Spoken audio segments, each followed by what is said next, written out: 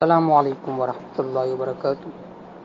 آپ نے جو مسئلہ پوچھا ہے کہ حضور صلی اللہ علیہ وسلم کے زمانے میں جھنڈا کون سے رنگ کا تھا، اس کا جواب یہ ہے کہ جناب رسول اللہ صلی اللہ علیہ وسلم کے زمانے میں جھنڈا تھا، لیکن مختلف رنگ کے جھنڈوں کا ذکر مجموعہ روایات میں ملتا ہے۔ ان میں سفید رنگ بھی شامل ہے، اور سرخ بھی، زرد بھی، سیاہ بھی، اور سیاہ اور سفید کا مجموعہ بھی۔ ان مختلف رنگوں کی وجہ یہ بتلائی گئی ہے کہ مختلف اوقات میں مختلف رنگ استعمال کیے گئے ہیں۔